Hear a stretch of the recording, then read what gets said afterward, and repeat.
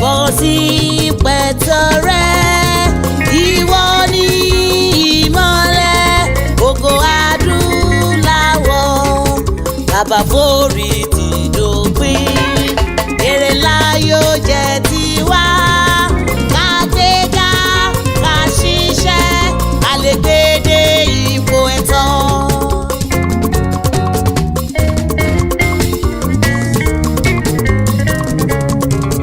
Bàbá múra láti ṣe bàbá fi mọ́ ṣọ̀kan pọ̀ àgbéga àgbéga ògo adúláwọ̀. Ètò kan gorí afẹ́fẹ́ ẹja jọgbọ́. Ètò kan gorí afẹ́fẹ́ ẹja jọgbọ́. Mọ́mí and daddy o ẹja jọgbọ́. Má sọ pé o gbọ́ ẹja jọgbọ́. Daddy and mommy so gbọ́ ẹja jọgbọ́. Brothers and sisters o ẹja jọgbọ́. Ẹ má sọ pé ẹ̀gọ́ yìí o ẹja jọgbọ́. Lórí Facebook o ẹja jọgbọ́. Dr. Michael Olasho TV ọ̀rọ̀ tó mọ́pọ̀ lọ wá. Ẹ̀jẹ̀ tí ẹja jọgbọ́. Má sọ pé o gbọ́ ẹ̀jẹ̀ tí ẹja jọgbọ́. Ọ̀rọ̀ ńlá kan mo fẹ́ sọ fún wa. Dr. Michael Ola ló rán mi sí i o. Ọ̀rọ̀ yìí dá lórí ọ̀rọ̀ Yorùbá pọ́nbélé ni o. Ó dá nípa ìṣẹ̀ṣe wa. Ó tún dá lórí ìdàgbàsókè ọmọ Yorùbá. Ó dá lórí ìròyìn tó jẹ tí ní gbèsè. Ó tún dá lórí entertainment. News and sport yẹn wà níbẹ̀. Ẹ jẹ́ ká gbọ́, ẹ jẹ́ ká jọ gbọ́ lórí YouTube. Ẹ jẹ́ ká jọ gbọ́ Dr. Michael Olasho TV. Ibẹ̀ láti máa gbọ́. Wọ́n ní kí n máa ké tuntun. Pípa wọ ọmọ Yorùbá ẹ gbọ́. Ẹ jẹ́ ká múra ilé ní abọ̀ sínú oko. Ẹ mọ́ ṣe jẹ́ ká tara wa lọ́pọ̀ o. Kọ́mọ Hausa má ṣe kó wa lẹ́rú. Kọ́mọ Fúlàní má kó wa lẹ́rú lọ o. Ilé ilé ilé ilé ilé o. Ilé ilé ilé ilé lábọ̀ sínú oko. Dr. Michael Ola ló ní kí n máa ké tuntun. Ó ní gbogbo ọmọ Odùduwà ẹ̀yin ọmọ Yorùbá tó wáyé ká fọwọ́ sí júwèlé bàbá wa. Bàmí dókítà ẹ kú iṣẹ́ ọpọlọ ẹni tó lọ́rùn yọ̀ǹda ìmọ̀ àtòyè fún ẹni tó mọ̀ bá ṣe lè gbé tó gẹ́lẹ̀ ẹ jájọ̀gbọ́ ẹ jẹ́ ká jọgbọ́ ẹ mú kalẹ̀ sílẹ̀ ẹ jókòó jẹ́jẹ́ ẹ jẹ́ ká jọ gbé tòyí o. Ẹ má sọ pé gbọ́ ẹ má sọ pé àkè tọ̀tọ̀tọ̀ kò sẹ́ni tó wà lókèrè tí ò ní wálé. Ilẹ̀ tó kún fún wàrà tó kún fún oyin alóhùn àlùmọ́nì lóríṣiríṣi alóhùn tó ṣe mú yangàn láwùjọ. Ẹ má jẹ́ ká ṣe bí ọmọ ẹrú mọ́. Ilé ilé koko ilé koko ilé koko ilé nìtajo ọmọ Odùduwà ilé tìyá o. Ọmọ Yorùbá ẹ jẹ́ gbàsà lárugẹ ẹ jẹ́ ká fọ̀tẹ̀ sílẹ̀ ẹ jẹ́ ká fèkè sílẹ̀. Ìta bá fọ̀tẹ̀ sílẹ̀ kò í kí pẹ́. Ẹ rántí wípé ìyá ń bẹ fọ́mọ tí ò gbọ́n. Ẹkún bẹ fọ́mọ tó ń sá kiri. Ẹ má ṣerú mọ́ mo ń ké tantan o. Bọ́lá mi wáìtì o mo ń ké tantan o ẹ ti gbọ́. Dr. Michael Ola ẹ kú iṣẹ́ ọpọlọ Olódùmarè ọba á máa fún yín ṣe àdúrà tí mo gbà. Àṣẹ àṣẹ. Ẹ jẹ́ ká máa gbọ́ ètò yìí lórí Facebook lórí Instagram lórí Twitter lórí YouTube Dr. Michael Ọlá. Dr. Michael Ọlá Show TV. Ẹ jẹ́ ká máa gbọ́. Dr. Michael Ọlá Show TV. Ẹ jẹ́ ká máa gbọ́. Dr. Michael Ọlá Show TV. Mo rí comment ọmọ ìyá mi náà ní ọjọ́ náà, Dr. Michael Ọlá. Ìdí nìyí tí mo ṣe tún ìbéèrè yìí béèrè lẹ́ẹ̀kan sí. Mo fẹ́ kẹ́ ẹ tún sọ̀rọ̀ sókè sí. Dr. Michael Ọlá, ẹ ṣé àdúpẹ́ sí. Ẹ ṣé màmí, ẹ ṣé màmá wa, ìyáàfin Aládé, ẹ ṣé gan ni, ìyálájé ẹ ṣeun. Ṣé rí ọ̀rọ̀ the gate? Lọ́dọ̀ tèmi ó pín sí oríṣiríṣi, gbogbo ibi tó wù kó pín sí, mi ò rí oore kankan tí ọ̀gbẹ́ni yẹn tó fẹ́ ṣe fún wa ní Áfíríkà tí ò kankan dání fún òun láti jẹ́ àǹfààní fún òun. Àǹfààní tí ẹ̀yẹn dẹ̀ ló jẹ́ lógún ju ẹni oore tó wù kí anybody rò pé ó fẹ́ ṣe ní Áfíríkà lọ. Kí ni ìdí tí mo fi sọ bẹ́ẹ̀? Ẹ jẹ́ n bẹ̀rẹ̀ láti bi ohun tó kọ́mẹ̀ntì tí mo kọ ń jọ yẹn, mo rántí. Mo sọ̀rọ̀ ń pa ìgbà torí bàbá wa Òjó wọ́n sọ̀rọ̀ ń pa Ebola. Mo wá kọ pé nígbà náà lọ́hùn mo rántí, in fact ibi tí mo wà ń gbà yẹn, ibi tí tíṣẹ́ mi sì gbé mi sí ń gbà yẹn tí mo ti ń serve, I was very close to the hospital tí wọ́n fi air ambulance tí wọ́n fi gbé òyìnbó yẹn wá láti Nàìjíríà. Òyìnbó yẹn ti fẹ́ kú, bọ́n ṣe gbé e dé tán gbé wọnú hospital yẹn lọ, everybody rò pé wọ́n máa padà jáde pé ó ti kú. But at the end of the day, after about 2 weeks, wọ́n declare pé ara ẹ̀ ti yá and he was no longer in any danger whatsoever. Wọ́n treat ẹ̀, wọ́n discharge ẹ̀, ó gbalé ẹ̀ lọ. Ṣé wá rí ẹni tó jẹ́ ọmọ Nàìjíríà tó ń jẹ́ dókítà tó jẹ́ obìnrin tó jẹ́ òun gan ló jẹ́ kán rójú tu ọ̀rọ̀ yẹn. Òun gan ló jẹ́ kán tètè mọ̀ wípé ẹ máa gbé dókítà yìí lọ sí Amẹ́ríkà, ẹ máa need air ambulance. Ìgbà tí kinní yẹn mú òun tí wọ́n máa gbé òun wá, ṣé mọ̀ pé wọ́n retreat, ó kú o. Wow. Ẹni yẹn kú. The reason is this, which a lot of people most of the time are they need láti máa pay attention. Lórí list of priority, àwa dúdú, àwa la wà ní ìsàlẹ̀ pátápátá. No, there's no consideration for us. But tí wọ́n bá ń wá ọ̀nà àbáyọ àtojútùú sí nǹkan, eléyìí ò ń ṣe ẹnu sọ ti àbí àyọjú ràn. At least I study in this line and I understand how they make drugs and all this stuff. No matter how little the knowledge I have in this field, I know some things. Mo mọ̀ pé ó ní stages, ó dẹ̀ ní oríṣiríṣi test tó máa carry out. Àwọn test yìí ibùdó káàkiri àgbáyé wọ́n gbé àwọn òfin àti ìlànà kan kalẹ̀ pé àwọn ìlànà tẹ́ máa tọ̀ ní bẹ́ẹ̀ ṣe máa ṣe ní. Most often wọ́n ti ń tẹ̀lé ìlànà yẹn o. They have their way of doing certain things and covering it up. Anybody máa mọ̀. Ṣebí tẹ́ bá mọ̀ lẹ máa ní ẹ fẹ́ pè wọ́n lẹ́jọ́ àbẹ fẹ́ challenge wọn. Ohun tẹ́ bá mọ̀ kò sí nǹkan tẹ́ fẹ́ ṣe sí. Now kí ni mo fẹ́ fàyọ? A mọ̀ pé during all the stages, wọ́n máa ṣe dé stage kan, wọ́n máa test ẹ̀ lára àwọn ẹranko, oríṣiríṣi ẹranko. Up till tí wọ́n máa fi gbé wá síbi eléyìí tí wọ́n rò pé òun ni the closest tó ní gene tó súnmọ́ tàwa èèyàn. Tí wọ́n bá gbé kúrò ní stage yẹn, then they will now bring it pé wọ́n máa test ẹ̀ lára àwọn èèyàn. Ṣé wọ́n pé most often, even láyé jọ̀hún nígbà táyé dúdú tí wọ́n ń ta àwọn èèyàn wa lẹ́rú, go and read, ẹ lọ study history dáadáa. History shows us pé ara èèyàn dúdú ni wọ́n ti ń test gbogbo oògùn. Nígbà yẹn gan wọn kì í test ẹ̀ lára ẹranko. Wọ́n kàn máa lọ mú nínú àwọn ẹrú torí wọ́n believe pé ẹrú àwọn ni.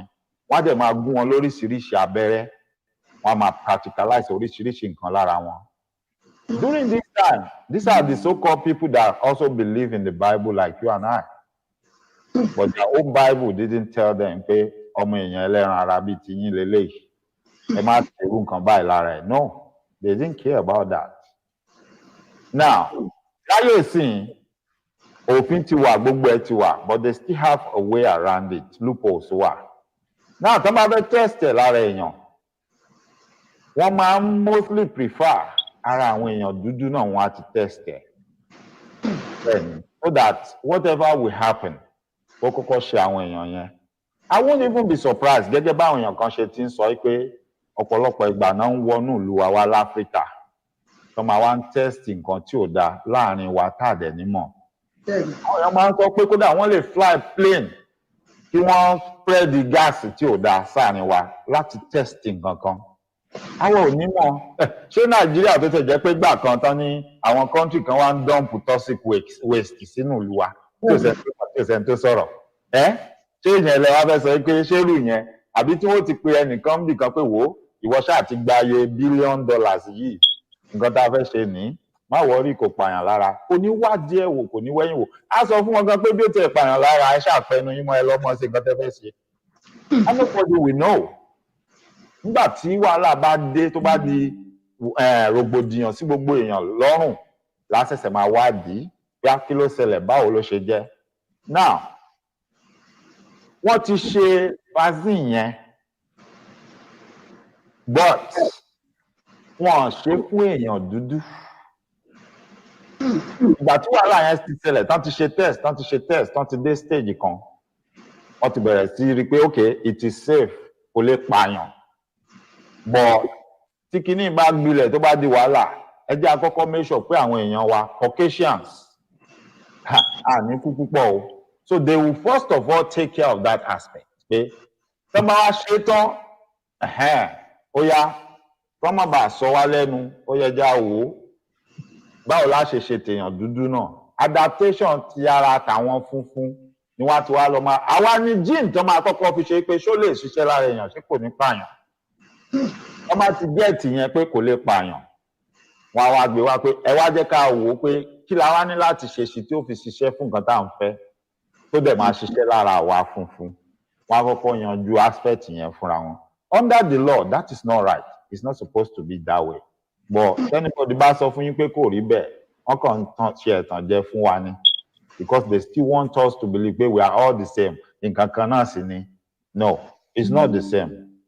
Wọ́n take care ara wọn first. Now tó bá wá ṣe gbogbo yẹn tán ó ní wọ́n wá ṣẹ̀ṣẹ̀ ní okay àwa ti mọ̀ pé we are in the safe now àmọ́ àwọn dúdú yìí kó má bọ́ sí sọnù nígbà tí wàhálà yẹn bá bẹ́ẹ̀lẹ̀ kó má dàbí pé ààrò tí wọ́n mọ́lú ó yẹ jẹ́ ká máa wò ó pé báwo la ṣe ṣe tí yóò ṣiṣẹ́ dáadáa lára tiwọn náà bọ́ wọn tí ì dé stage yẹn nígbà tí case tóbìnrin yẹn ṣẹlẹ̀. So gbogbo àwọn tó ń jẹ́ dúdú ńgbà yẹn tí the same thing tó ṣe funfun yẹn ṣe most of them ni wọ́n kú ó tó wá pé finally wọ́n wá come up pẹ̀lú pé eléyìí ṣiṣẹ́ because ẹ jẹ́ ká bira wa why tí ó ṣiṣẹ́ lára bọ̀bọ̀ funfun yẹn tí bọ̀bọ̀ yẹn ò kú stage tí woman yẹn dẹ̀ wà kéèsì ẹ̀ ò tí critical tó ti máa yẹn gbà tán gbede tí ẹ̀ dẹ̀ rohun treat tó ń dẹ̀ kú it means something is not right somewhere. So it was an afterthought pé tọ̀ ẹ jẹ́ ká tètè wá nǹkan kan ṣe sí ká má sọ̀rọ̀ wa lẹ́nu ìyẹn lápá abẹ yẹn. Ṣé wá rí nǹkan tó tún fara pẹ́ mo dẹ̀ fẹ́ kí ọ̀pọ̀lọpọ̀ wa mo fẹ́ jẹ́ tó bá ṣeé ṣe ẹ lọ Google story ìkẹ́ lọ kà kẹ́yìn náà máa ṣe research yín lórí ẹ̀. Èmi ti ń ṣiṣẹ́ lórí ẹ̀ but èmi lè má padà get ẹ̀ because Ọlọ́run fún wa lẹ́bùn jura wa lọ. Oníkálukú dẹ̀ ní ó ní nǹkan kan tó ṣì máa ṣe tó máa gbé ẹ jáde tí gbogbo èèyàn máa mọ̀ ẹ́ káàkiri. Ó lè jẹ́ èèyàn kan ló máa wá point ẹ sí direction yẹn ẹnìyẹn ló tí ì pàdé. Incident kan ṣẹlẹ̀ ní 1986 ní Africa ní North West Cameroon tí ọ̀pọ̀lọpọ̀ èèyàn sọ pé ó ya àwọn lẹ́nu. It looks similar to what happened in the Bible in the olden days when the Israelites wanted to leave Egypt and Pharaoh refused to let them go. Ẹ rántí pé wọ́n ní gbogbo àwọn ọmọ àkọ́bí àwọn Egyptian wọ́n kú. But you tend to ask questions pé bọ̀ báwo ló ṣe ṣẹlẹ̀ tó jẹ́ àwọn ọmọ àkọ́bí yẹn nìkan ni wọ́n wá kú which we cannot explain. But àwọn onísáyẹ̀nsì wọ́n ti ń gbìyànjú àti explain ẹ̀ fún wa ń sìn. And part of it is incident tí mo ló ṣẹlẹ̀ ní North West Cameroon yìí wọ́n tún ń lò gan láti explain fún wa pé yes ara nǹkan táwọn ń sọ nìyẹn pé irú nǹkan tó ṣẹlẹ̀ ní Israel nígbà yẹn nìyẹn pé it's not really a miracle or anything. Wọ́n ní exchange of gases ló take place and they try to explain to us pé nígbà yẹn as a privilege àwọn àkọ́bí ọmọ ní ilẹ̀ Egypt àwọn náà máa ń sùn bóyá bíi top bunk bed wípé so atẹ́gùn kan ló fẹ́ wípé atẹ́gùn tó wá fẹ́ yẹn òun ló wà toxic so gbogbo àwọn tó wà lókè bíi top bunk àwọn ló affect pé kò dé ọ̀dọ̀ àwọn tìsàlẹ̀. Ṣé mọ̀ pé similar incident yìí ó ṣẹlẹ̀ on the 21st of August 1986 in northwest Cameroon. Yes, ẹ lè kọ́lẹ̀ kẹ́ lọ research ẹ̀. Wípé à ń pè bẹ̀yẹn ní lake is a lake and I will spell it out lake N-Y-O-S lake Nyos lake Nyos lake N-Y-O-S ibẹ̀ ló ti ṣẹlẹ̀. About 1,700 people lost their lives overnight. Wọ́n wọlé lọ sùn. Ìlú ni o, it's a community. The people, everybody went to bed at night. But the next morning, some of them woke up with headache, nausea. They were not feeling good like èèyàn tó ti sick. Tó ṣẹ̀ṣẹ̀ ń gbádùn ńgbà tó máa fi jí lójú oorun. By the time they wander and wobble around and came out, they found out they were seeing everybody is dead on the floor. They were seeing dead goats, dead cattle everywhere. It's like the whole community was wiped out. There is nobody living. But later they found out like, okay, some of them are still alive, but a lot of them died. And the question is, what killed them? So àwọn oníṣáyẹ̀nsì wa bọ́ síta, wọ́n bẹ̀rẹ̀ sí explain oríṣiríṣi fún wa. Àwọn kan ní wọ́n link ọ̀rọ̀ yẹn mọ́ pé ara nǹkan táwọn sọ nìyẹn pé similar thing ni nǹkan tó ṣẹlẹ̀ ní Egypt láyé ìgbà yẹn. They are now trying to explain this by saying this has to do with the exchange of gases, and they are talking about a toxic carbon dioxide, and they are talking about that taking place from the lake. Ipe ó ṣẹlẹ̀ ó dẹ̀ dé stage kan ó wà so toxic gbogbo àwọn èèyàn tó mi símú tó mi jù gbogbo wọn ni wọ́n kú yẹn. Now, do I agree with that? No, because àwọn èèyàn yẹn ò ṣẹ̀ṣẹ̀ máa gbé bẹ̀ yẹn. And that will be the first time in that area that such a thing will happen. But a lot of people won't come up with different theories. Okay?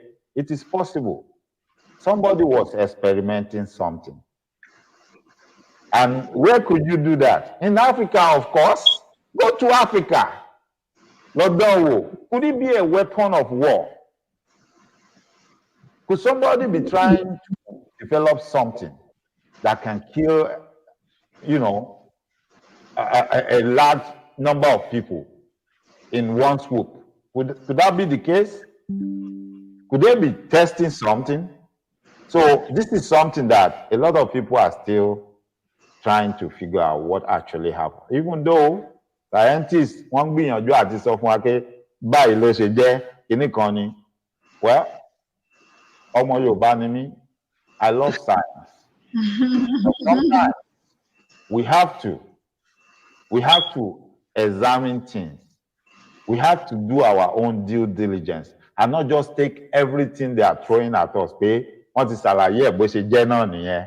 Ó dẹ̀ ti tán síbẹ̀ àníwádìí ẹ̀. Àìwádìí nǹkan, àìbéèrè òun ló sún wa débi tá a dé tó di pé àwọn èèyàn kan fẹ́ máa challenge wa ń sìn pé Yorùbá ò ní tàn. Ọlá ní tàn. Yes.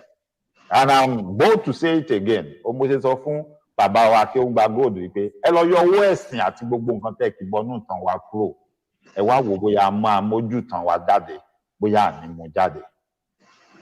So ìgbà míì tán bá ti feed wa ní certain information tá a bá challenge ẹ̀ táwa náà lo ọpọlọ wa. Báwo la ṣe wá fẹ́ lo ọpọlọ wa nígbà tá a ṣèdè wa mọ́? Àrántí àṣà wa gan mọ́. Ilẹ̀ tọ́lọ́run dá wa sí àti agbára tó fún wa ń bẹ gangan pé ká máa lò. Má máa tẹnu mọ́, tẹ bá wo ohun tí wọ́n ń pè ní líìlí, bó ṣe kéré tó yẹn, wọn bí tiger dá kó gbé mi o, wọn dẹ̀ bí lion dá kó gbé mi. ẹ lọ wo documentaries líìlí a máa pa lion a máa pa tiger wọn ti ẹ̀ dé jòdá kó súnmọ́ because Ọlọ́run ti rí pé òun dá ní bó ṣe kéré yẹn mo ti wá bẹ́ o kéré báyìí ó nílò nǹkan kan tó máa fi dáàbò bo rẹ̀ òun làwọn ẹ̀gún tẹ́ rí tó wà lára ẹ̀ yẹn o tí àwọn pẹ́gùn yẹn yàtọ̀ sí pé tó bá sense danger Ọlọ́run ti bá ṣe ni pé as soon as you sense danger o tó dàbí pé inú bí ẹ o ẹ̀gún yóò jáde lára ẹ̀ bínú yẹn bá ṣe wá bí ẹ sí ẹ̀gún yìí lè di ọfà o yóò máa ta jáde yóò lọ máa ta bá gbogbo nǹkan tó bá wà ń sàkání ẹ̀ agbára tọ́lọ́run fún nìyẹn ọjọ́ tí ò bá ti recognize ẹ̀ mọ́ tó lóun fẹ́ ṣẹ́ẹ̀dì àwọn kìíní yẹn dànù òun fẹ́ wá agbára míì lọ́bọ̀ míì ọjọ́ náà ni ikú máa bẹ̀rẹ̀ sí pa tí ò ní já mọ́ nǹkan mọ́ ikú tí ò yẹ kó pa tẹ́lẹ̀ máa bẹ̀rẹ̀ sí pa ni so èèyàn ní láti kọ́kọ́ wò ná pé okay why am I here a sọ̀rọ̀ DNA lẹ́ẹ̀kan sìn a sọ̀rọ̀ ẹni tó lọ ń gé ibi táwọn èèyàn gbẹ́nu sí tán ti mu omi ṣé kò ṣe rìsáàchì ọgbọ́n ọpọlọ lọ́lọ́run fún àwọn èèyàn kan nílẹ̀ Yorùbá tí wọ́n rò débẹ̀ pé ẹ ṣáà ti lọ wábi tí wọ́n gbẹ́nu wọn sí ìtọ̀ wọn ò ti wà ń bẹ̀ ẹ lọ gbé e wá ṣé kò ń ṣe ọgbọ́n ni now àgbà páwọn yẹn ń lò fún àìdá they are using it for evil which means ó ní nǹkan dáadáa tán lè lò fún tàbá wádìí ẹ̀ àṣẹ lọ wádìí nǹkan dáadáa yẹn táwa bẹ̀rẹ̀ sí lò fún nǹkan dáadáa yẹn DNA ó lágbára gan yes mo rántí dáadáa mo ní àwọn ọ̀rẹ́ ńgbà kan mo tẹ̀lé wọn dọ́sítù wọ́n bímọ ìgbà tán bí ọmọ yẹn dókítà dẹ̀ sọ fún wọn pé àwọn rí àwọn nǹkan kan níbi ẹ mọ̀ kí ní ibi ọmọ nílé wọ́n máa gbé fún àwọn òfin pé àmọ́ lamẹ́ríkà wọn ò ní gbé fún yín they told them pé we are going to keep this thing is unique àdúnú o a máa lọ gbé sínú báǹkì a máa lé bẹ́ẹ̀ lẹ̀ wípé in case if anything happen nínú family yín tí a need kínní it will be there ẹ padà wá we are going to keep it because ó wà useful it's not going to be for ọmọ tán bí yẹn o pé bọ̀ fún anybody tó wọn àti ẹ̀ tí wọ́n jọ wá láti ara the same family yẹn pé nǹkan tá a rí níbi kínní ọmọ ìta gé ó wà so unique. We want to keep it because it could be useful for somebody in your family in future. Ibi tí DNA lágbára dé nìyẹn. Ọlọ́run fún àwa Yorùbá ní oríṣiríṣi ìmọ̀ àti ọgbọ́n. And bẹ́yìn náà ṣe mọ̀ ìyá mi. Ẹ mọ̀ pé mi máa ń wo ètò gbogbo mo dẹ̀ máa ń tẹ̀lé àwọn bàbá wa àgbàlagbà yẹn dáadáa. Èmi máa ń list. Tí o tẹ̀lé àwọn onírọ̀ o, o ṣe àwọn tó ń tanra wọn jẹ o. I'm talking about video. Èmi dẹ̀ ń listing sí wọn. They have this thing. The only fear they have is ṣé àwọn eléyìí làwọn fẹ́ gbé lé lọ́wọ́ àwọn oníjẹkújẹ yìí àwọn tó máa bayé jẹ́ wọ́n wọ̀nyí àwọn tó jẹ́ pé wọ́n kàn fi nǹkan kékeré dán wọn wò yìí wọ́n dalẹ̀ rú wọ́n balẹ̀ jẹ́ wọ́n sọra wọn di nǹkan tí wọ́n jẹ́.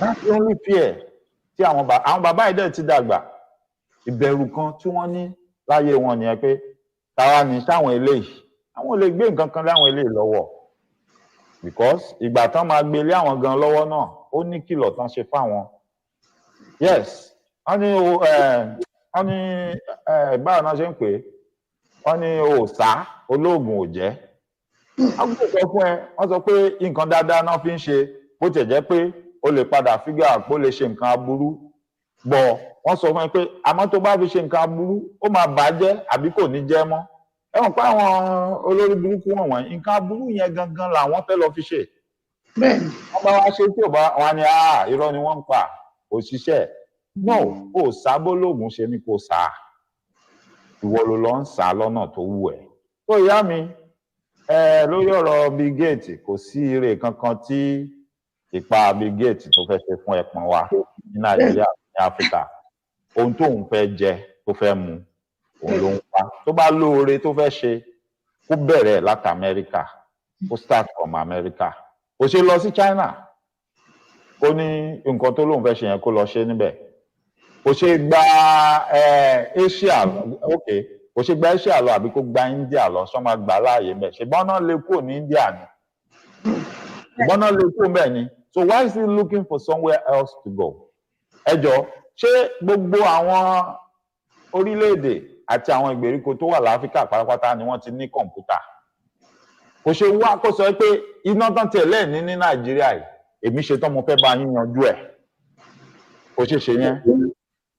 Ó dẹ̀ sí pé ohun tí mo fẹ́ oore tí mo fẹ́ ṣe fún yín yìí kò lókun di o.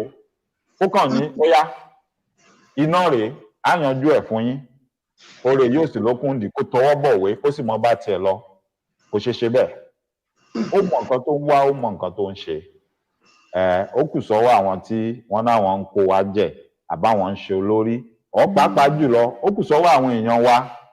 Nígbà tí Elédùmarè bá ti jẹ́ ó yé gbogbo apásìkò ti tó pé ká dìde ká gba òmìnira ara wa ká máa lọ. Èmi ò ní pé ká yọ ìjọba ẹni ẹlẹ́ni tó bá ń ṣe dáadáa, èmi ò ní ká yọ wọ́n lẹ́nu o.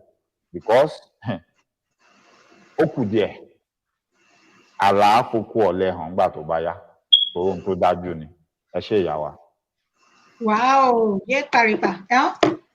Mo gbé fún yé. Ẹ jọ̀ọ́ fún àfikún ọ̀rọ̀ tí bàbá mi Michael sọ. Ó ní máa kan ní Nàìjíríà tó jẹ́ ọmọ Yorùbá tó jẹ́ ọmọ Èkìtì. Máa yẹn wọ́n ń pè ní ẹ̀gbọ́n gẹ́ẹ̀kan tó ń ṣe play tẹ́lẹ̀ mo jí Fúlàní àbí Fúlàní. Máa yẹn ọmọ Èkìtì ni ọmọ yẹ́ ni ó ń ṣe oògùn báyìí. Ó máa ń ṣe àwọn traditional medicine. Máa yẹn popular báyìí ó máa ń sábà ó ló sponsor àwọn ajílẹ̀ yẹn tẹ́ bá rántí. Mo ti gbàgbé orúkọ bàbá yẹn. Ó ló sponsor àwọn ajílẹ̀ yẹn. Wá sí Amẹ́ríkà pẹ̀lú àwọn ọmọ táyé kàn àwọn ọmọ ó ló máa ń sábà sponsor ajílẹ̀ yẹn. Ọmọ Ọ̀yẹ́ Èkìtì ni. Máa yẹn ó máa ń ṣe àwọn oògùn. Ó máa ń gbé oògùn lọ sí India. Tó bá ti débẹ̀ tó bá pé oògùn chicken pox ló gbé dání kó tó lọ síbẹ̀ yẹn á ti da chicken pox síbẹ̀. Á ti da chicken pox yẹn síbẹ̀ débi pé àwọn tó wà lọ́hùn wọn máa pè wọ́n ní máa kọ́ wà ní Nàìjíríà tó máa ń kí ọkìn nìyẹn. Ìjọ tí àṣírí ẹ̀ máa tú òun ló pa máa yẹn níbí báyìí. Gbogbo oògùn tó gbé lọ lọ́dún yẹn lọ́hùn àwọn India wọ́n mú gbogbo oògùn yẹn wọ́n bọ̀ nẹ̀ wọ́n tì mọ́lé wọ́n wá deport ẹ̀ back sí Nàìjíríà. Máa yẹn kò lo ọdún méjì because gbogbo ibi tó máa ń gbé àwọn oògùn ẹ̀ lọ gbogbo ẹ̀ wọn ò gbà mọ́. Máa yẹn ní hòtẹ́ẹ̀lì ní Adó Èkìtì ó ní hòtẹ́ẹ̀lì ní Ìbàdàn ó ní hòtẹ́ẹ̀lì l'Ékòó. Mìíràn ní fátìrì ẹ̀ wà. Mìíràn l'Ékòó ní fátìrì ẹ̀ wà. Fúlàní ẹ̀gbọ́n Mosún Fúlàní. Mo ń try àti wọn. Ṣẹ́gun Fúlàní kìíní kan ẹ̀gbọ́n Mosún Fúlàní ni. Òun ló máa ń sponsor kòtò ayé oríṣiríṣi òun ló sponsor ẹ̀. Irú nǹkan tí Bill Gates ń ṣe káàkiri yẹn ó ní máa yẹn ń ṣe táṣírí ẹ̀ fi tú òun ló pa máa yẹn. Ó ti kú sí àti wá lọ sí 10 to 12 years. Àfikún mi nìyẹn pé kò sí oore àlùwàlá ológbò ní Bill Gates ọgbọ́n àti kẹrànjẹ ní Nàìjíríà ló ń wá. Bẹ́ẹ̀ni. Ọlọ́run ò ní ti ṣe. Ẹ ṣé ẹ̀yin màmí ẹ ṣé bàbá ẹ kú iṣẹ́ ọpọlọ o ọpọlọ yóò ní dọ́bà láṣẹ Èdùmàrè. Olúwa túbọ̀ máa bá mi fi ọgbọ́n àti ìmọ̀ àti òye kún fún yín o. Ẹ jẹ́ kí n sáré kí àwọn tiwa tí wọ́n ṣe. Wọ́n ti sọ orúkọ Yemkem. Yemkem yes mo pin ẹ yes Yemkem. Dádì òmìnira àti Yorùbá nation a máa yà lọ síbẹ̀ báyìí lọ́wọ́lọ́wọ́ bí a ṣe ń sọ̀rọ̀ wọ́n sì ń ṣe kí ni àwọn òmìnira wọ́n ń ṣe ètò kówójọ wọ́n sì ń ṣe ètò kówójọ kò yé mi kí ni wọ́n ń ṣe ètò kówójọ fún ṣé pẹ̀lú bàbá wa ẹni tó bá máa pè mí ní olóṣèlú ẹ lè pè mí ní olóṣèlú ṣùgbọ́n èmi mọ̀ lọ́kàn ara mi pé mi ò kí ń ṣe olóṣèlú bí kò ṣe Yorùbá nation ni mo dúró fún àti ohun tí mo ní tó ní àtẹ̀yí tí kò ní Yorùbá nation ṣùgbọ́n èyí tí mo fẹ́ sọ tẹ bá fẹ́ sọ pé òkè olóṣèlú ni àgúnlá àgúntẹ̀tẹ̀ nǹkan tí n fẹ́ sọ ni pé bàbá Bọ́lá Ahmed Tinubu wọ́n ṣe wà lórí ààrẹ kò tí ì póṣù méjì àbí bẹ́ẹ̀ kọ́ ni wọ́n sì ń gba owó àdàfún yín màmí wọ́n sì ń ṣe owó wọn ń kówó jọ wọ́n fẹ́ gbé adelé jáde kò yé mi ṣó yé yín bóyá mi dẹ̀ ni mo wò ó bẹ́ẹ̀ bóyá mi ni mò ń rò bẹ́ẹ̀ bóyá mi ni kò yé ẹjọ́ ẹ bá mi ẹ ṣàlàyé ẹ̀ fún mi because bóyá I don't understand it. I don't understand. Ẹ ṣe màmí kò sí adelé kankan bí kankan kó tó di pé ṣó yẹ kó rí bẹ́ẹ̀ bẹ̀rẹ̀ ọ̀rọ̀ ni mo ti ń pariwo ẹ̀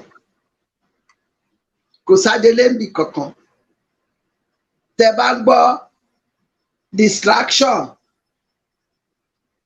ṣe rí wọ́n mọ̀ pé Yorùbá nation tó wà nílẹ̀ yìí it's real then àwọn tó gbé onítìrí wọlé impromptu ni wọ́n fi ṣe pé lọ di ibẹ̀ yẹn mú fún wa should in case ibi tá nǹkan tá à ń wò níwájú yìí ó lè má ṣeé ṣe wọ́n gbé onítìrí dìde kíní yìí lọ ṣe fún wa lọ dibẹ̀ mú fún wa kò dẹ̀ sí nǹkan méjì bàbá Akíntóyè wọn ò fẹ́ bá ṣiṣẹ́ wọ́n dẹ̀ rò bíi pé olóyè Sunday Igboho stark illiterate ni wọn ò dẹ̀ mọ̀ pé fìrìgbọ̀n kó ní Cambridge nílùú yìí wàá padà fi ṣiṣẹ́ hours ni bá Amẹ́ríkà ṣètò ìkó ní Cambridge wàá fi ṣiṣẹ́ hours ni so fìrìgbọ̀n ò dẹ̀ ṣílẹ̀kùn ẹni tó ní kọ́kọ́rọ́ lọ́wọ́ ló lè ṣe ṣe rí nǹkan táwọn pípù yìí sì ń ṣe ni wípé they are still on delay tactics delay system yẹn náà ṣì ń lò ṣùgbọ́n ó ti wá bọ́ òkété ti gbóòrù mọ́ wọn lọ́wọ́ Ọlọ́run ti gbẹ̀yìn yọ sí wọn àwọn alálẹ̀ gan ó ti nà wọ́n ní pọ̀pá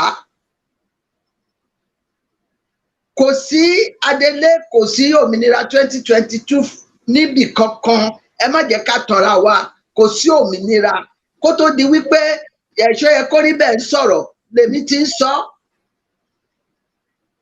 àwọn tó ràn wá wà ń bẹ̀ lára àwọn tó ràn wá ti wà nínú ìjọba olódòdè for now nǹkan tó sì ṣe ń dúró ni wípé kóòtù tó wà ńlẹ̀ àwọn òbí wọn ò tí ì mọbi tó máa yọrí sí I'm saying the truth and nothing but the truth wọn ò tí ì mọbi tí kóòtù yẹn máa yọrí sí bóyá wọn máa gbọ̀n síta ni o bóyá ó sì máa dúró ni o but nǹkan tí wọ́n sì ṣe fi ṣe delay tactics kò sí anything níbì kankan kò sí adelé níbì kankan kò sí 2022 kò sí kankan so ẹ má jẹ́ ká tanra wa ká kúrò nídìí ìdò eré ọmọdé ni kò sí nǹkan kan tó ń pè ní 2022 òmìnira kò dẹ̀ sí nǹkan tó ń pè ní wọ́n kàn ń gba owó pé bóyá tó bá di pẹ́ǹtùká owó àbọ̀ ọjà wọ́n ní èrè lobìnrin jẹ lábọ̀ ọjà kán pín kán fi ṣe èrè nǹkan tèmi rí sí nìyẹn o ẹ ṣé gan ni. ẹ ṣé gan ni màmá wa ẹ ṣé ẹ kúṣẹ́ mà Dr. Michaela bí mo ṣe lọ́wọ́ mọ́mì sà. ẹ ṣé ìyá mi ẹ jẹ́ n kọ́kọ́ kí alàgbà Ọlámilékan Sówó káàbọ̀ sórí ètò then mo ní láti apọ̀ lè tẹ́ béèrè mọ́ ṣe rí àwọn òmìnira èmi nígbàgbọ́ pé gbogbo wa láti mọ ohun tó ń ṣẹlẹ̀ ẹ jẹ́ ká dúpẹ́ lọ́wọ́ Ọlọ́run ọba Ẹlẹ́dùmarè pé kó tó di òní láti sọ síwájú wípé kò sí nǹkan kan tó ń jẹ́ adelé kò sí nǹkan kan tó ń jẹ́ pé wọ́n ti declare kò sí nǹkan kan tó ń jẹ́ reclamation kò sí nǹkan kan tó ń jẹ́ whatever they are saying pé wọ́n kàn ń pariwo wọ́n kàn ń dọ́gbọ́n gbowó lọ́wọ́ àwọn èèyàn ni ẹni tó bá sì wà ní ilẹ̀ tó mọ́lé ní ó ń dáwó síbẹ̀ àbí tó lóun nígbàgbọ́ nínú kinní kan pé wọ́n fẹ́ ṣe ẹni yẹn jẹ́ ẹni tó yẹ pé ó ti pinnu ó ti ṣí ọkàn ẹ̀ payá pé ibi tí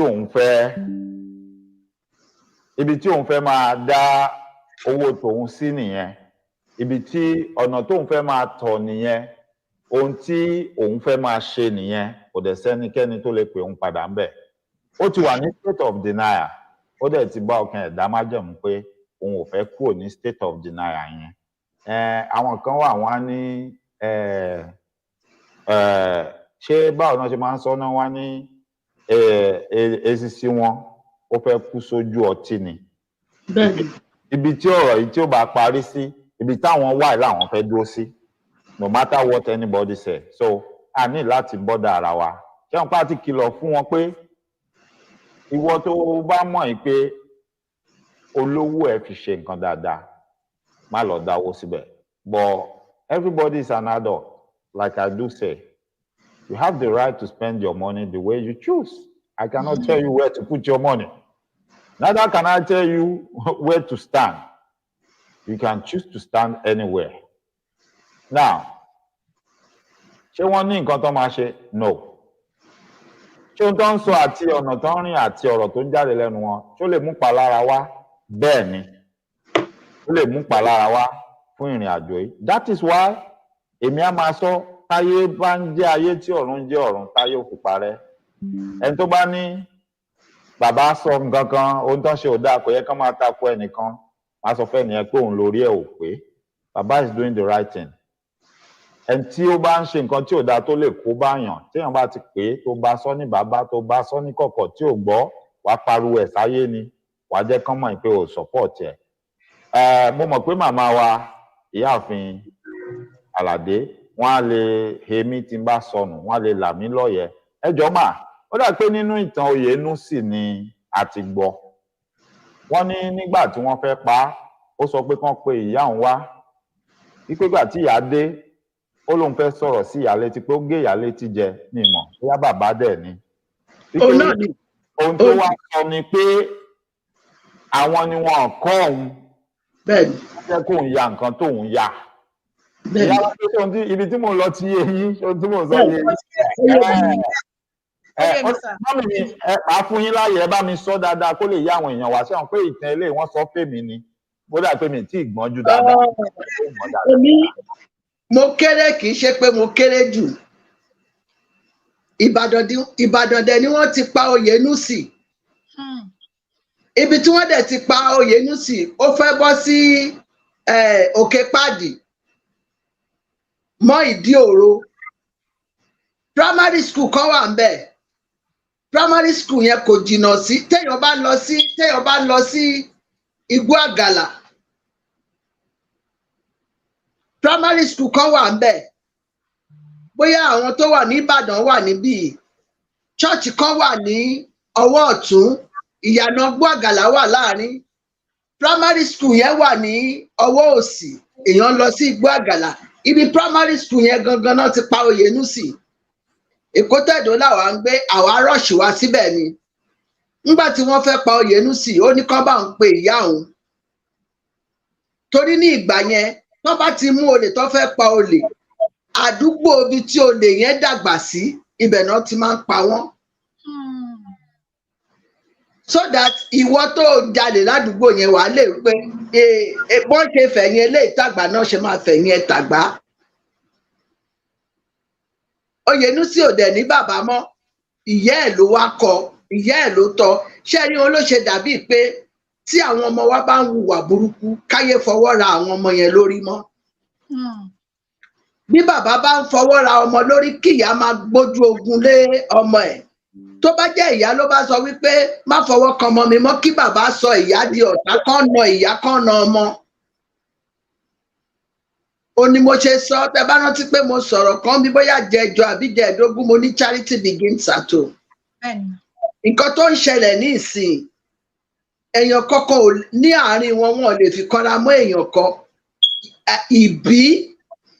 Ibi tó ní kálukú ti jáde, òun ló jẹ jáde lára wọn báyìí. Ẹ ṣé gan ni sà. Ẹ ṣé wá màámi. Gẹ́gẹ́ bí ohun tí ẹ gbọ́ tí màmá ṣàlàyé fún wa. Ká ní pé ó ṣeé ṣe tí ọpọlọ Oyènúsì bá lè sọ fún pé ká lóun réèyàn bá òun wí tán sọ fóun pé ohun tóun ṣe yìí ò dáa, òun ìbá má ti ṣe é. Ìyẹn ń ṣe àpẹẹrẹ fún wa wípé kò lólùbáwí, tí ó tọ́ sọ́nà ó lè jẹ́ tinú ẹ̀ ló ṣe but at the end of the day ó pàṣẹ blame yẹn ó pàṣẹ ẹ̀ léyẹ̀ lórí pé ó kọ́ mi ó tọ́ mi sọ́nà tó dáa ṣe wá rà wá báyìí a ti ṣe títí wà a ti sọ tiwa òun ló fà á ńgbà tí gbogbo ohun tó ṣẹlẹ̀ yìí ń ṣẹlẹ̀ níjọ́ kínní àná ńgbà tí wọ́n ní wọ́n mú wọn ọkùnrin wà ń bẹ obìnrin wà ń bẹ tèmi ṣe ètò tí mo gbé fọ́nrán jáde bó tiẹ̀ jẹ́ pé mi ò rẹ́rìn-ín gbà tí mò ń ṣètò mi ò ṣe yẹ̀yẹ́ ohun tí mo kàn sọ ni pé awífúnni kó tó dání àgbà àjàkadì ni a sọ fún yín tó ẹ̀yin lẹ gbà so ẹ wá lé ní ká máa wá sá káàkiri ń sìn ìgbà tí wọ́n máa sọ̀rọ̀ lórí ètò wọ́n ní Dr. Michael kò ní ìfọmọnìyàn ṣe lára ó ń fi wọ́n rẹ́rìn-ín èmi ò rẹ́rìn-ín mo dẹ̀ sọ fún gbogbo èèyàn mo ní ẹ lọ wo fọ́nrán mi ẹ lọ wo tàtẹ̀yìn wá ọmọdé wọn tó peku tó dájẹ́ ó pẹja ó dájẹ́ ìgbà tó pa àrọ̀ gidi gbà ẹ ṣe wá ní èmi tí mi ò bá jẹ gbádùn níwá gbogbo ìgbà tá à ń sọ yìí àwọn tó rán wọn ṣẹ́ gan wọ́n ń ṣètò wọn ń rẹ́rìn-ín wọ́n ń pàtẹ́wọ́ wọ́n ń bèébú wọ́n ń ṣépè ó wà ń tèmi tẹ́ ní ẹ̀rín ò ní gbẹnu mi nígbà tí èèyàn mi ò ṣọ̀fọ̀ ń lé mi èèyàn ò kú àbí ẹ̀dẹ̀ ní ṣọ̀fọ̀. ìkàkà bẹ́ẹ̀ oríire lèmi tó ń ṣe ní sàkání ọ̀dọ̀ tèmi síbẹ̀síbẹ̀ mo ní bẹ̀rù Ọlọ́run mi ò wá sórí ètò wá ṣe yẹ̀yẹ́ mo kàn wá ṣàpẹẹrẹ ọ̀rọ̀ ẹ wá wo èèyàn tí ọ̀dọ̀ ẹ̀ náà jókòó sí tó náà ń dá sí tí wọ́n jọ ń sọ pé wọ́n ní Dr. Michael kan ń fi wọ́n rẹ́rìn wọ́n fi wọ́n ṣe yẹ̀yẹ́ ẹ jọ̀ọ́ ní gbogbo ìgbà yẹn ṣùgbọ́n sì ni wọ́n mú wọn ni kò tí ì sẹ́ni tó kú lẹ́nu ìgbà tán sọ pé èèyàn kan kú yìí ẹ wò gbà tí the same person náà ló jáde tó wá tó àṣírí tó ní wọ́n ń bò mọ́lẹ̀ èèyàn kú ìgbà tó ń sọ kí lẹ gbọ́ tó ń ṣe ó ń rẹ́rìn ẹni tó àwọn tó ń nàka sẹ́mi nìyẹn o yẹ mọ̀ pé wọ́n jọ rán wọn ṣẹ́ ni o ẹnikẹ́ni má jẹ́ kán tán o èmi ò sọ pé ẹni tó fẹ́ jẹ́wọ́ ẹ̀ṣẹ̀ kó má jẹ́wọ́ no it is necessary o gbọ́dọ̀ ṣe whatever will come after that adẹ́wà láàrin wa àtọ́lọ́run Elédùmarè it's a process you have to go through it ẹni tó bá tún lọ ń tàn ẹ wọ́n sọ bẹ́ẹ̀ àbí gbogbo nǹkan tẹ́ ṣe ló dáa wò ìwọ gan tún ń wa náà lé rẹ lórí lẹ́gbẹ̀ẹ́ kan ni because o ò fẹ́ jẹ́ kẹ́niyẹn o ò fẹ́ jẹ́ kó ṣe ohun tó tó àtò tó yẹ kó lè wá ìdáríjì níbi tó yẹ kó ti wà lọ́dọ̀ Ọlọ́run kì í ṣe lọ́dọ̀ èèyàn títa wá èèyàn kékeré ni o kékeré ni tiwa so ìwọ tó bá lọ ń ṣì lọ́nà tó fẹ́ máa tàn pé gbogbo nǹkan tó ṣe ló dáa tó fẹ́ jẹ́ kó mọ òótọ́ kí true repentance ó wá láti inú gẹ́gẹ́ bó ṣe fẹ́ ṣe tó wá ń sọ fún kí gbogbo nǹkan tẹ́ ẹ ṣe yẹn ló dáa bẹ́ẹ̀ ṣe òpó ìwọ gan o tún ń pe ìbínú Ọlọ́run sọ́dọ̀ ara ẹ̀ nítorí at the end of the day ọ̀rọ̀ ẹ náà lè dàbí ọ̀rọ̀ Oyènúsì ẹni ilé pàṣẹ blame yẹn lé ẹ lórí pé gbogbo ẹ̀yin sycophant tẹ́ ń sọ fún mi pé bí mo ṣe ń ṣe ló dáa ẹ̀yin lẹ sún mi débẹ̀.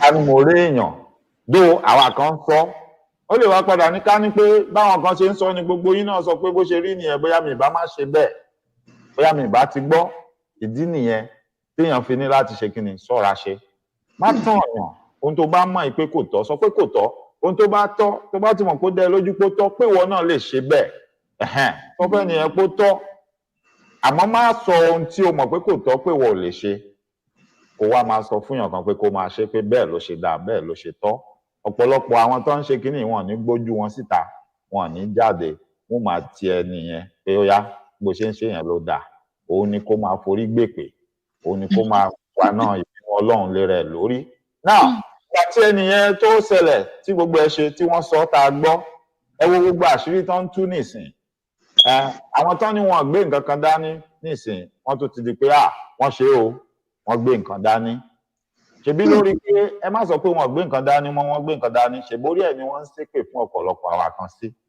ṣèbórí ẹ̀ ni wọ́n ń sọ òkò ọ̀rọ̀ sí wa àwọn tí wọ́n jọ kóra wọn pọ̀ tán jọ pàdí pọ̀ tán jọ dìtẹ̀ pé ó yá ẹ lé gbogbo èèyàn kan má lọ wò wọ́n mọ́ ẹ má tẹ́tí sí wọn mọ́ ẹ má lọ bẹ̀ bó tẹ̀ jẹ́ pé àwọn kan náà bá wa kó èrò jọ in the first place ó dẹrùn láti bà nǹkan jẹ́ àmọ́ ó nira láti kó nǹkan jọ àwọn ẹni ẹlẹ́ni ṣe wàhálà tí wọ́n kó jọ ẹ torí rándanràndan tí yín ẹ fọ̀rọ̀ burúkú ẹnu yín ẹ fi ń bà á jẹ́ ẹ tún wá ń kápá sókè ẹ̀ ń sapá gangan ẹlẹ́yin ni ẹ kó èrò jọ fún wọn ó kù yín ó kọ Ọlọ́run ló máa ṣèdájọ́ àárín yẹn Ọlọ́run ló máa ń ṣèdájọ́ àfẹ̀yìn pín ẹran ìyẹn lápá kan tó gbogbo ohun tí wọ́n ń ṣe pátápátá gbogbo ohun tí wọ́n ń sọ ṣẹ́ rí ọ̀rọ̀ adélé yìí mo máa sọ nǹkan kan fún yín ẹ rí i pé arábìnrin yẹn ṣó yẹ kó rí bẹ́ẹ̀ ó ń sọ̀rọ̀ kan ó lóṣù mẹ́ta lòun fún wọn ó tún yá ó ní kí ló kù kọ́dún yìí parí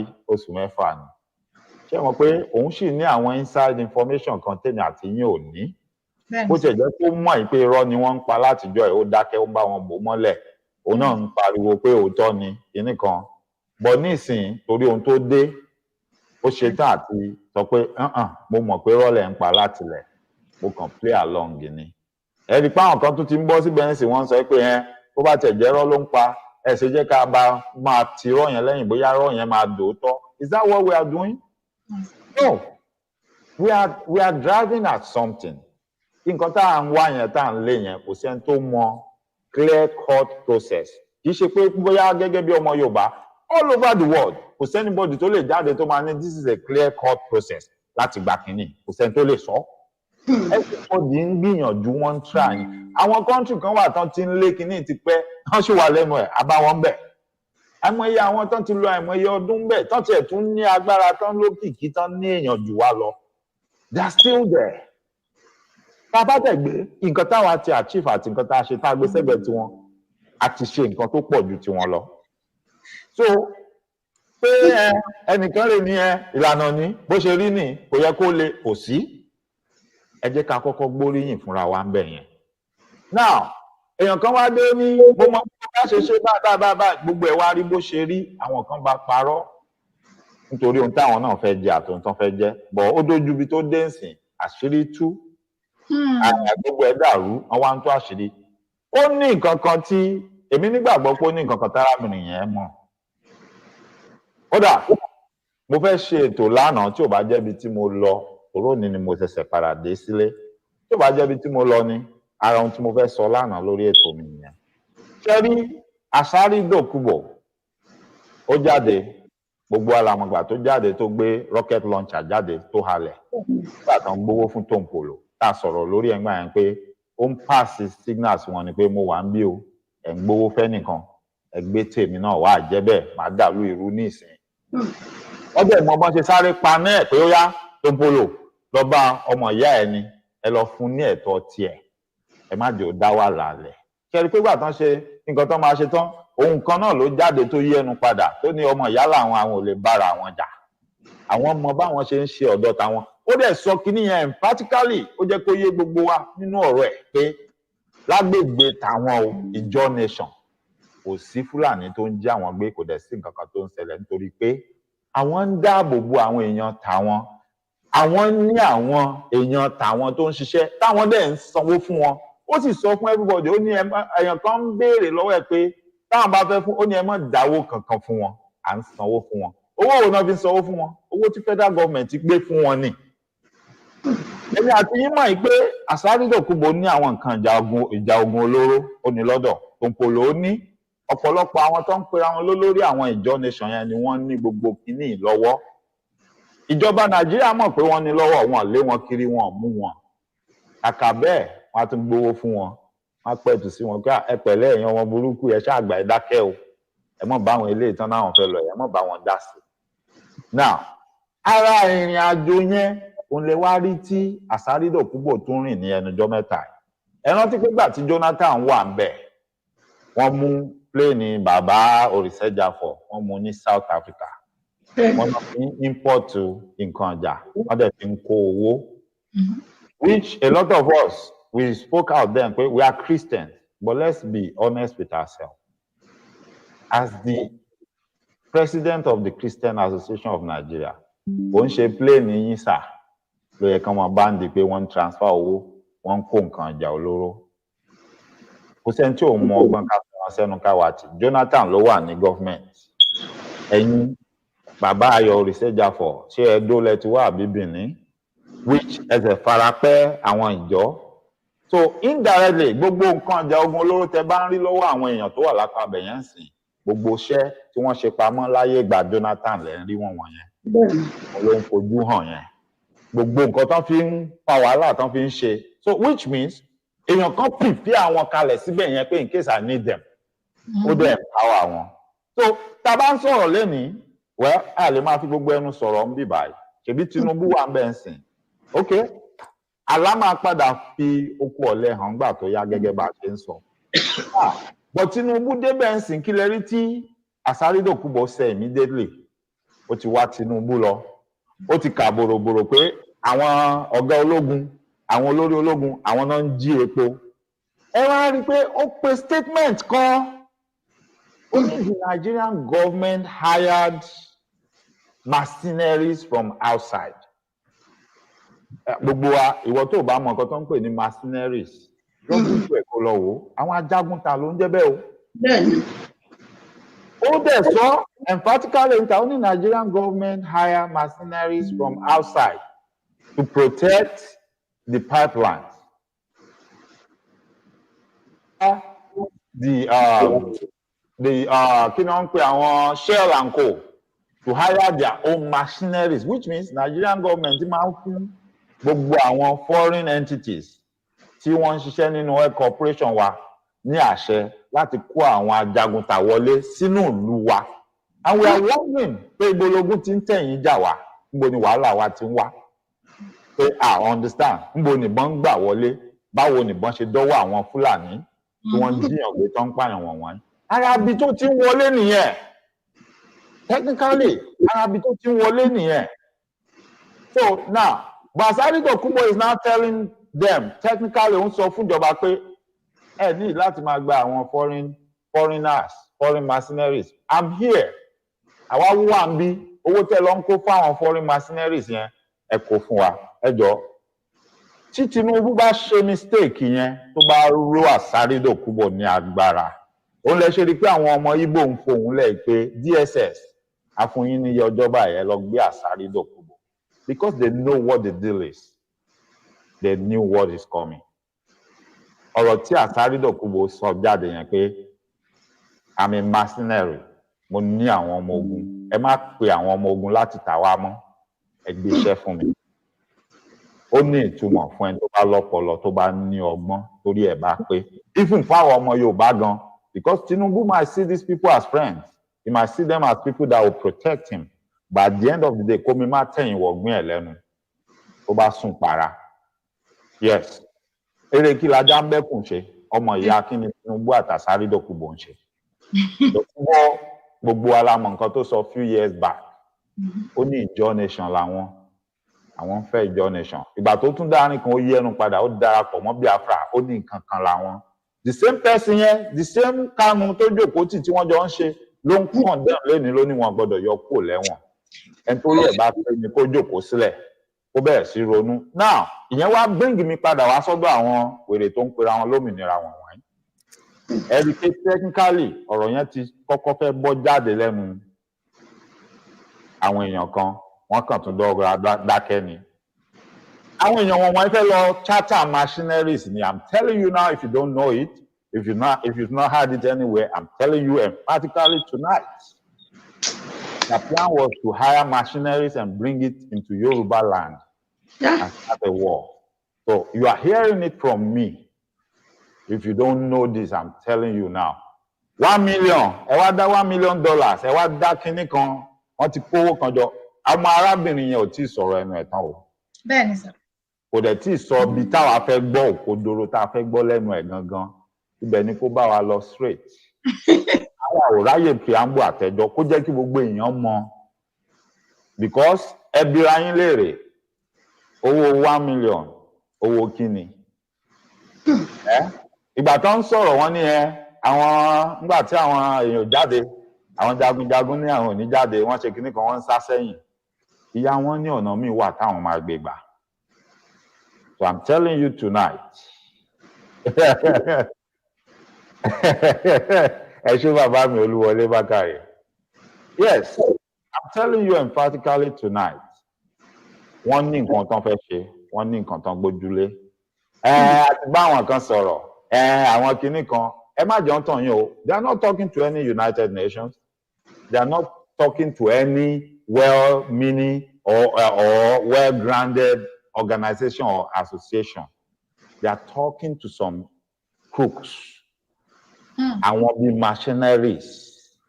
By the time we bring these people in and start causing trouble, ìwọ wá lọ wo ọṣẹ́ wo ni àwọn mercenaries tán ti ṣe ní ilẹ̀ Africa. Don't limit yourself. Broaden your scope. Pé ní gbogbo Africa, àwọn orílẹ̀-èdè tí wọ́n ti jagun, tán ti kó àwọn tí a lè pè ní bí mercenaries tán ti kó wọn wá. Irú iṣẹ́ wo náà ṣe ń bẹ̀? Kí ni ìgbẹ̀yìn ẹ̀? There are so many things ló lè padà ṣẹlẹ̀. Òun náà mo ṣe ń sọ fún bàbá Tinubu pé kí wọ́n ṣọ́ra ṣe. Ẹ má ro Asari Dokubo ní agbára kankan tí ò yẹ kẹ́ ẹ rò. Ẹ má lọ ṣe mistake yẹn. Ẹ má padà kó bá ilẹ̀ Yorùbá. Ẹ dẹ̀ má kó bá àwọn èèyàn tó kù náà bí àwọn Igbo. Because ẹ bá ṣe mistake yẹn, ìgbẹ̀yìn ẹ̀ ò ní dáa. Ẹ lọ wo ọ̀rọ̀ tó sọ àti ìgbésẹ̀ tó ń gbé. Ó ń sọ̀rọ̀ kan róhùn lágbára. Àwọn mọ báwọn ṣe máa ṣe, which I would say don't trust somebody like that. Ṣó ń jẹ́ ọlọ́pàá ni, ṣó já fún gbófinró, àbó jẹ́ Navy, àbó jẹ́ Air Force. So what he's saying technically ni pé abandon gbogbo àwọn èèyàn wọ̀nyí, wọn wúlò, wọn lè ṣiṣẹ́ yìí. Àwa la lè ṣe. Kí ni wọ́n fi ṣe? Ṣé tó bá ṣe tán tán náà fẹ́ gbéṣẹ́ fún? Ṣé kò ní sọ fún àwọn nǹkan èròjà tó nílò àti nǹkan tó máa fi ṣiṣẹ́? Ṣé wọ́n ní ìgbà láyè mọ́ bá tiẹ̀ fúnra wọn kó fún? Ṣé wọ́n ní ìgbà láyè pé kó máa kó wọlé? Now, tó bá wá kó wọlé, ta ló mọ̀ ìgbà tó máa lò, ta ló mọ̀ ibi tó máa ti lò, ta ló mọ̀ iṣẹ́ tó fẹ́ fi ṣe? Wọ́n tí ì ronírú agbára yìí, ó ń gbé grenade launcher, ó ń gbé jáde, ó fi ń halẹ̀ mọ́ Nàìjíríà pé mo wà ń bí o, jagunjagun ni mí. So the man already showed us all who and what he is. Adẹ̀tìmọ̀ orí èèyàn tó jẹ́ tẹ́lẹ̀tẹ́lẹ̀ náà láyé gba bàbá Ọbásanjọ́, àmọ́ wàhálà tán bára wọn mú ńlẹ̀. So àwọn ará bí òmìnira 2022, ẹ má jà fẹ̀kọ̀ tanná fúnra wa, ká má pàjá lọ́bọ̀ fúnra wa. Ara plan ni wọn, ara nǹkan tí wọ́n ní tí wọ́n ń rò pé wọ́n fẹ́ fowó ṣe. They are planning to hire mercenaries. Now, ara nǹkan tí mercenaries máa bèrè yàtọ̀ sí owó, torí ẹ lè máa wò pé but 1 million ò lè tó, 1 million ò lè tó láti hire mercenaries bẹ́ẹ̀ ni. But ara nǹkan tí mercenaries máa negotiate ni pé, okay, a gbọ́ pé ẹ ní àwọn resources bye. Tó ta bá yín ṣe kínní ìta bá yege. So kí ni ẹ máa fún wa? Kílẹ̀ tọ́ wa. Now, tó bá jẹ́ pé gbogbo ọmọ Yorùbá ló parapọ̀ tó fẹ́ ṣe kínní, àwọn expert torí wọ́n pé ló máa ṣe negotiation. Pé okay, tá a bá ṣe tán, tá a tòlúwa, tá a gbà tẹ́ bá wa gbà lóòótọ́, a máa fún yín ní 1% àbí 2% nǹkan báyìí. But ẹ ti mọ̀ pé àwọn wèrè amukun mẹ́kọ̀ọ́ èèyàn kan ni wọ́n kóra wọn jọ tán pera wọn lómìnira 2022 yìí. Àwọn ilé ò lè negotiate anything reasonable fún ọmọ Yorùbá o. Now, are we going to go that route? No, we are never going to go that route. La fẹ́ hire mercenaries. We don't need any mercenaries or anything. Ọ̀nà tá à ń gbà ṣe bọ̀, tá à ń tọ̀, ìlànà tó bófin mu tá à ń tọ̀ yẹn, it is okay. Because èèyàn máa tọ ìlànà àti pàṣẹ débi tó yẹ kó tọ̀ dé, ó tó fi wà máa dáwọ́ lé mi. Àwọn ò ń ṣe òmìnira 2022. Àwọn náà máa mú nǹkan kan tán bá ṣàti gbórúkọ yẹn sétí. Ó yá ẹja ṣe léyìí láàrin ọjọ́ mẹ́ta. Eléyìí la tún lọ o, wọ́n tún ti lélẹ̀ ni o. Àwọn náà máa ń, they are the ones that will do stuff like that. So orí ẹ̀ náà dẹ̀ ṣì wà. Èmi ti gbọ́ from a reliable source pé ara plan ni wọ́n nìyẹn. Ó dẹ̀ dàbí pé ó ti fẹ́ jábọ́ lẹ́nu ẹnìkan láàrin wọn rí, ó ṣẹ́nu kù, ó sáré súnra kì, ó dákẹ́. Ṣé ilé òun ṣe pé àwáwí àbí wọ́n mú òmù lómù náà? Which tárábìnrin yẹn tí ó bá la ojú abẹ́ ń kó, ó máa padà sọ, ẹni mo sọ bẹ́ẹ̀. Tí wọ́n bá pè kán bẹ́ẹ̀, àbí kí nǹkan kan tẹ̀, torí ṣe rí gbogbo eléyìí tó sì ń ṣe yìí, tó sọ pé òun dájọ́ kinní kan, delay tactics, pé bóyá wọ́n sì máa padà wá bẹ́ẹ̀ mi ni. Yes, delay tactics ni.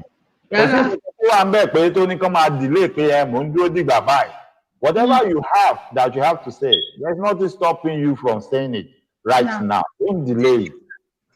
But tí bá ń wòye pé pẹ̀lú gbogbo àṣírí tó wà lọ́wọ́ mi àti gbogbo nǹkan wọn tí mo mọ̀, tán bá mọ̀ pé mo máa tú àwọn lágbòdà síná, ó sì ṣeé ṣe kán wá bẹ̀ mí pé ẹja pa mọ́lẹ̀, ó dá òkòwò jẹ, ó dá nǹkan kan ò tẹ̀lé, á padà jáde, á sọ fáwọn èèyàn pa àti rójútùú ẹ̀, kò sí wàhálà. I mean, torí ẹ má jẹ́ ń tàn yín, mo ti ṣàpẹẹrẹ fún wa pé ẹ lọ wo traits and personality àwọn èèyàn tí wọ́n ń pè ní narcissist. They don't ever want to be wrong. They don't ever want to be accused of anything, even though they are the one doing the most wrong. But they don't want you to ever come out where they did something bad. They don't have empathy, but they will always demand sympathy from you. Wọ́n ní empathy fún ẹ whatsoever. Kódà kó já wọn náà cause ẹ ní harm àti havoc yẹn. Okay, ẹ wo irú yìí tó mẹ́mìí lọ́sìn. Ǹjẹ́ ẹ gbọ́ wọn kan, ṣebí ohun tó sì ń sọ ni pé kò sóhun tó ṣẹlẹ̀. Ẹni ẹnìkan dẹ̀ ti lọ. Tí ara wọn tún confirm pé òótọ́ ni. But they are still and they are coming out every day. They are staging their show. They are asking people to contribute money. They still want to lead more people to their death and their line. So, gbogbo characteristics àti trait ẹni tẹ́lẹ̀ pè ní narcissist àti ọ̀tún àtòsí wọn òun ló kún ara wọn. So ìyẹn jẹ́ bó ṣe jẹ́ ìyá mi. Ó dà pé màmá wa fẹ́ sọ̀rọ̀, so màá fi àyè lẹ̀. Ẹ má bínú Ìyálájé. No, Rabi. Ṣe rí tó yẹ kó rí bẹ́ẹ̀ tó sọ wípé oṣù mẹ́ta èmi ṣẹ̀ṣẹ̀ wá gẹ̀ẹ́tì oṣù mẹ́ta ẹ̀ ni. Oṣù mẹ́ta tó sọ yẹn ẹ bá rántí pé ìyá yẹn jáde ó ṣe kò jáde ó fi voice note ránṣẹ́ sórí Ìjìnlẹ̀ níjẹta ṣé ìjẹta àbíjọ Tuesday tó sọ wípé International Widows Day or something like that. Ó lóun ló yẹ kóun jáde ó ní ṣùgbọ́n òun ṣe opó ọkọ tí ò fẹ́ tó dẹ̀ ń ṣopó ẹ̀. Máa ń kọ́ pè sórí program ṣe yẹ kó rí bẹ́ẹ̀ ó sọ fún ṣe yẹ kó rí bẹ́ẹ̀ pé àwọn já sí oṣù mẹ́ta tí ṣe yẹ kó rí bẹ́ẹ̀ fún wọn yẹn o. Oṣù mẹ́ta yẹn ó ní wọ́n máa ṣe náà máa ṣe program tó máa ń ṣe ní Washington ní New York dẹ̀ ní tó máa ń ṣe tí gbogbo yín lọ síbẹ̀ last year. UN Ben. Yes. UN. So ṣe ẹ̀kọ́ níbẹ̀ wá dẹ̀ pé ẹ̀gbọ́n ẹ ti tètè já ẹ ti tètè bẹ́ kínní ẹ ti tètè bẹ́ ó ní ẹ̀bá má ti bẹ́ẹ̀ ó ní because ó ní ìyá sọ wípé àwọn máa gba kóòdù àwọn lọ́jọ́ yẹn àwọn máa ní títì àwọn lọ́jọ́ yẹn ó ní òun wá fún wọn di oṣù mẹ́ta pé ó tiẹ̀ ti náà ó ló ti lẹ́sà oṣù mẹ́ta báyìí ó lóun fẹ́ rí ìjókòó òun fẹ́ rí flag Yorùbá nation ní ọjọ́ yẹn òun dẹ̀ fẹ́ rí kí wọ́n fún wa ní kóòdù wa ní ọjọ́ yẹn pé láì jẹ́ bẹ́ẹ̀ òun ṣe bẹ̀rẹ̀ ọ̀rọ̀ ni. Òun ló wá mú kí ìyá yẹn jáde padà lórí ọ́díò tó play lórí Ìjìnlẹ̀ wípé òun ò máa sọ wípé ẹ ti gbàlú yín o òun ò sọ pé ẹ ti gbàlú yín o òun sọ wípé èèyàn everybody máa jáde síta láti lọ gba ìlú fúnra wọn. Ó pohùn dà ó sọ di fápohùn dà. Ṣé rí pé ká ní ṣé ẹ kó rí bẹ́ẹ̀ ò jábọ́ ní sàmà ká ní ṣé ẹ kó rí bẹ́ẹ̀ ò lọ jábọ́ kó lọ sọ débẹ̀ yẹn á sì máa gbé wa ní grooming a máa gbé wa ní grooming a máa gbé wa ní grooming ó ti fi orí gbogbo àwọn ọmọ ó ti fẹ́ forí gbogbo àwọn ọmọ Yorùbá ó ti fẹ́ forí wọn gbé pọ́nmílé láńtà. So èmi ò rò bíi pé oṣù mẹ́ta tó fún wọn yẹn òun ni United Nations pé tó bá ṣàdé United Nations àti Yorùbá nation máa wà lókè tí ò bá ti wá sí Yorùbá nation lókè ibi tó wá gbé Yorùbá nation ibi tó ti gba Yorùbá nation yẹn á sọ fún wa ẹ ṣé gan ni mà ṣé gan ni sà. Wow. Àkọ́kọ́ náà ẹ jẹ́ ká kọ́ sáré kí àwọn tiwa ẹ jọ̀ọ́ ẹ má bínú. Wọ́n ní kẹ́ni ṣèmí dádì mi Olúwọlé Bákàrè ẹ ṣé gidi gan ni o mo rí start ẹ fún wa ìràwọ̀ àwọn ọmọ bí wàá gbowó ẹ o. láti inú rẹ torí kí lèèyàn ṣe máa ń lọ́mọ ìyá màámi torí kí lèèyàn ṣe máa ń ní ọmọ ìyá torí kéèyàn tó ní àbí bá màámi àbí kí lè tí n bá já torí kí la ṣe lọ́mọ ìyá Ọlọ́run sì mọ ìgbà tí Black Lion torí mi mo tẹ̀lé ó já rẹ̀ kulẹ̀ tí kì í ṣe mi torí ọ̀rọ̀ onísìírí bí mo ṣe máa ń sọ ní gbogbo ìgbà Ọlọ́run nìkan ló yé bó ṣe máa ń ṣe iṣẹ́ Ọlọ́run àwa má rí jù torí ẹ̀ lọ́lọ́run ṣe máa jẹ́ Ọlọ́run ní gbogbo ọ̀nà ìgbà táwọn lé ẹnu tí Black Lion tó lé ẹnu pé òun lòun máa ń kó èrò wá fún èmi ṣé tòótọ́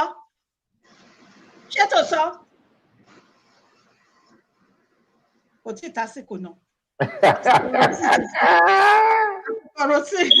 pàṣípò ọ̀rọ̀ sì tó wọ́n ní tọ́wọ́ èèyàn ò bá ti tẹ ikú dání èèyàn kì í béèrè ikú tó bá bàbá ẹni bẹ́ẹ̀ kọ́ ni ẹ̀yin àgbààgbà. Bẹ́ẹ̀ni ẹ pa mí. Àmì àṣẹdùmàrè ṣé máa mi. Kí ni mo wá fẹ́ sọ? Àwọn òmìnira yìí ṣé Madam Queen ṣó yẹ kó rí bẹ́ẹ̀ bí ó tilẹ̀ jẹ́ pé bàbá mi kan ti sọ pé kí n má máa pè ní Queen mọ́ ṣẹ́rẹ́ mi mo jẹ́ nìkan tó yẹ pé máa ń fúnyàn ní ọ̀wọ̀ tiẹ̀ àfi téèyàn bá tẹ̀ sí mi lójú màá wá ṣẹ̀ wá fónítàn ṣùgbọ́n mo fún ní ọ̀wọ̀. Queen Adéwà wọ́n tú yẹlẹyẹlẹ ọ̀rọ̀ ní àná yan pàtàkì ọ̀rọ̀ oh my goodness ìgẹ́ta sí bí. Ẹ bá ń gbọ́ àyè sì ń bẹ ilé ọ̀dọ́ àgùntàn ṣé ẹ rántí orin kan tí wọ́n máa ń kọ àwọn kìrìsìtẹ́nì náà máa ń kọ orin náà àyè sì ń bẹ ilé ọ̀dọ́ àgùntàn. Ẹ̀wà ògo rẹ̀ ń pè ọ́ kó máa bọ̀ wọlé nísinsìnyí ẹ̀wà ògo rẹ̀ ń pè ọ́ pé máa bọ̀. ẹni tó kọ́kọ́ kọrin yẹn gangan ń kù mí ni Tọ́lá ló kù mí. àní ṣẹ́rí ẹ̀mí ni Ọlọ́run ṣẹ́rí pé ẹ̀mí kan ta gbogbo wa fi ń bára wa ṣe lórí pé àìmọye ìgbà tẹ́ bá rí tèmi àti máa ń sọ̀rọ̀ ẹ ti rí láìmọye ìgbà nǹkan tí gẹ́lẹ́ bẹ́ẹ̀ lẹ ṣe máa ń ta kò sí nǹkan tó inú kan ó jà ju ògùn lọ. Kí ni mo fẹ́ fàyọ ayé sì ń bẹ fún Queen ṣó yẹ kó rí bẹ́ẹ̀ láti tètè tú àṣírí yan nísìn ọ̀la lè pẹ́ jù. Àsìkò ìrònúpìwàdà rèé mo ti ṣáko lọ Queen ṣó yẹ kó rí bẹ́ẹ̀ ẹ ti jìnnà sílé ẹ ti ṣáko lọ ayé àsìkò ìrònúpìwàdà rèé ayé sì wà fún àtúnṣe ẹ tètè sọ nǹkan tí ẹ bá mọ̀ nípa gbogbo ìdàrúdàpọ̀ tí àwọn òmìnira ń ṣe wọ̀nyí nítorí pé tó bá délẹ̀ tán kò ní yọ yín torí àjọmọ yín ni ẹdìjọ mọ̀ nípa ẹ̀sìn ni tí wọ́n bá lọ da ìlú rú tí nǹkan kan bá ṣẹlẹ̀ tí wọ́n bá lọ da ìlú rú Ọlọ́run mọ̀ gbọ́ gbogbo yín ẹ̀yin gan náà wọ́n sì máa kó yín mọ́ kò sí ọṣẹ náà tí ẹ lè fi wẹ̀ tó máa fi mọ́ òun ni mo ṣe ń sọ pé àsìkò àyè sì ń bẹ ilé ọ̀dọ́ àgùntàn ẹ tètè ṣe ètò ẹ tètè tú gbogbo nǹkan tẹ́ ẹ bá mọ̀ ẹ má fi ọ̀rọ̀ sí orí abẹ́ àwọn sọ ẹ tú iṣu dé ìsàlẹ̀ kòkò. Èmi o àti àwọn àti Dr. Michaela àti mọ́mì mi Kẹ́misọ́lá Àlàdé àtàwọn yòókù àwọn sọ̀rọ̀sọ̀rọ̀ pátápátá ní kọ̀ọ̀kan tí ẹ bá orí wa níbi ọ̀run máa kọjú ìjà sí gbogbo yín ni ṣẹ́rí mo ti gbé ẹ̀mí wọ̀ mo ti gbé ẹ̀mí ṣẹ́ ti rí yes mo dúró tán Madam Florence Àjàkáyé wọ́n challenge yín ní ọ̀dọ̀ Queen ṣó yẹ kó rí bẹ́ẹ̀ ní àná àwọn obìnrin tí wọ́n wà níbẹ̀ wọ́n challenge yín ẹ gbójú síta tí ẹ bá lọ da ìlú rú Ọlọ́run ṣe Queen ṣó yẹ kó rí bẹ́ẹ̀ gbogbo àdírẹ́sì gbogbo yín pátá torí mo wà lábẹ́ ètò wọn yes bẹ́ẹ̀ ni mo sọ gbogbo àdírẹ́sì gbogbo yín pátá ni wọ́n ní ní kọ̀ọ̀kan èmi kọ́ dẹ̀ máa help àwọn ìjọba láti rí i dájú pé wọ́n kó yín tán dáadáa ẹ gbàgbé kó jẹ́ pé Amẹ́ríkà lẹ́wà tí bá rò pé wọ́n lè mú yín ẹ gbàgbé bó ṣe ṣẹlẹ̀ ẹ má kó tiyín bá wa omi tó wọ́n ń pè wọlé